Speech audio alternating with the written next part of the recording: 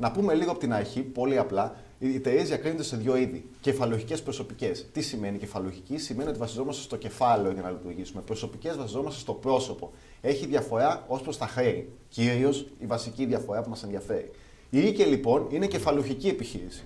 Είναι ιδιωτική κεφαλαιοχική εταιρεία, λέγεται. Έτσι, ναι. Επομένως, στην ΙΚΕ καταρχήν μπορώ να κάνω μια εταιρεία μεταξύ μας, με τον κύριο Σπαδόπουλο, τον κύριο Καλοκύρη, κάνουμε μια εταιρεία 50-50 για παράδειγμα, παίρνοντας εταιρικά μερίδια και δημιουργώντας μια ΙΚΕ. Μπορεί όμως και μόνος του ο κ. Παπαδόπουλος να κάνει μια ΙΚΕ μόνο πρόσωπο. Κατά τα λοιπά είναι ΙΚΕ κατά το γράμμα του νόμου. Ποιος ευθύνεται στην ΙΚΕ? Γιατί γι' αυτό ο κόσμος κοιτάει να κάνει ΙΚΕ, γιατί διαφοροποιείται η ευθύνη. Ναι, αυτό θέλω να μάθω. Γιατί, κύριε Καλοκύρη, πολλές ΙΚΕ και ξαφνικά. Τι συμβαίνει? Το σημαντικό εκεί είναι λοιπόν, επειδή είναι κεφαλουχική, όπως είπαμε πριν, η ευθύνη δεν πάει στα πρόσωπα, αλλά πάει στην εταιρεία. Καταρχήν για τα χρέη ευθύνεται η εταιρεία με την εταιρική της περιουσία και όχι το πρόσωπο του εταίρου παύλα μετόχου. Άρα διαχωρίζουμε την ευθύνη.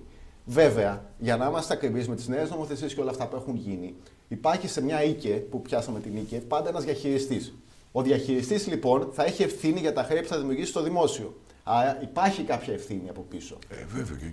Η ευθύνη όμως αυτή έχει να κάνει μόνο με τα χρέη στο δημόσιο και όχι με τον προμηθευτή ή με έναν τρίτο ή με έναν εργαζόμενο. Μόνο στο δημόσιο. Μόνο στο δημόσιο. Και έχει να κάνει μόνο με τον διαχειριστή. Άρα, μια μονοπρόσωπη ΙΚΕ που είναι ο κ. Καλοκύρης ο μέτοχος, μπορεί να έχει διαχειριστεί τον κ. Παπαδόπουλο.